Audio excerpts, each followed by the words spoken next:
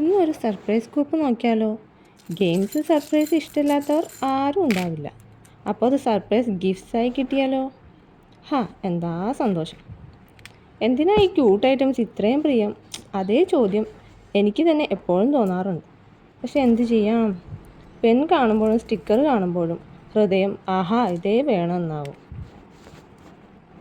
ഒരു ദിവസം വിചാരിച്ചു, എത്ര ക്യൂട്ട് വസ്തുക്കൾ കാണുന്നു, പക്ഷേ എല്ലാം വാങ്ങാൻ പറ്റുന്നില്ല.